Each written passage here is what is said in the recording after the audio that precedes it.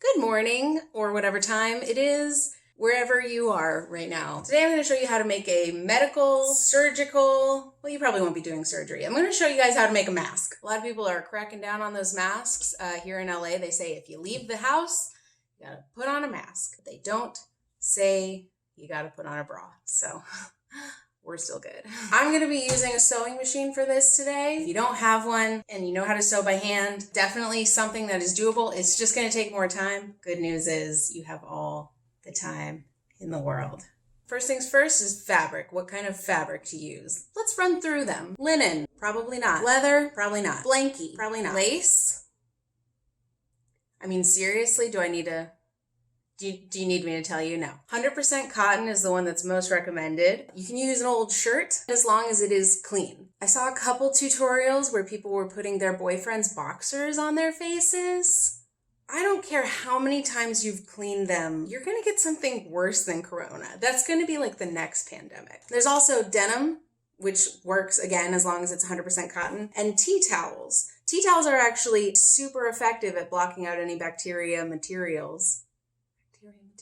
Next, let's run down those materials. Cut your fabric to make a 9 by 13 inch piece. Go longer than 13 inches if you have a beard or an abhorrently long face. Cut a matching piece of lightweight interfacing fabric and nuzzle it against the wrong side of the pattern, like a little spoon with its big spoon. Y'all miss spooning? I sure do. Cut 2 pieces of 7-inch elastic. I had to split this thick elastic to make thinner strips because elastic is almost harder to find than toilet paper. Now that I secured a roll of elastic, I've been using it as toilet paper. Maybe that's a joke, but maybe not. You decide. If you can't find elastic, use 4 16-inch strips of ribbon as your ties. Make sure you hem the ribbon so it doesn't fray. Wasn't that cool? I've been watching a lot of TikTok. After you've put your interfacing fabric against your outer facing fabric, you're going to fold it in half. This right here is going to be your gap because you're going to sew right across here. Definitely don't skip this step. Not saying some of you would. I'm just saying I know some people who did try that and they learned very quickly that it makes it much harder and a waste of time and a waste of materials. So now that that's done, you're going to take either your elastic or your strips and you're going to pin them in the upper and lower corners. Make sure it's not twisted. So for instance, you want it to look like this and not like all janky like this. Okay, now my straps are all pinned and I can go and sew down this line here. And when you're sewing over your straps, whether you're using elastic or just ties, you're going to want to go over the part of the elastic a couple times just to make sure it's really secure. Okay, so I'm all stitched up.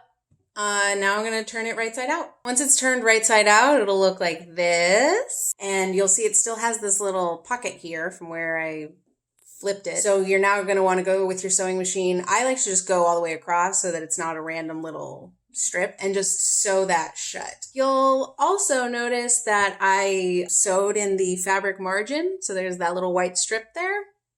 This will just have to be the back side of the mask. Things look janky sometimes and it's okay. It's okay if they look janky because they were made with love. How do you think I was born? And there you go. Now we're gonna pin our pleats. And I actually already have another one that's pinned here. And as you can see, this is what it'll look like with the elastics in it. You're gonna make a pleat every 1.5 inches. So there'll be one at 1.5 inches, 3 inches, 4.5 inches. And then you're gonna make the bottom of the pleat 1/2 inch below that. Each of the yellow pins are the center of the pleat and each of the red are the bottom of the pleat. This is upside down. I actually have another example that I already pinned the pleats in and it'll look like this. It's kind of nice because when you're pinning them, you basically just take one and fold it. And if you see from the side, they all kind of like nest into each other. So this is kind of fun. Once your pleats are pinned, you can kind of just go like this and it'll make those folds and you're going to want to press those with an iron if you have one. All right. That's basically your finished face mask. I'm still going to go through and tuck these little threads here. I went over the pleats a couple times. That's kind of what they look like from the side. That's what they look like from the front. Not my straightest stitch, but I don't need my stitches to be straight. It's 2020. If anyone could notice this, it means that they're standing too close to you and they're supposed to be 6 feet apart.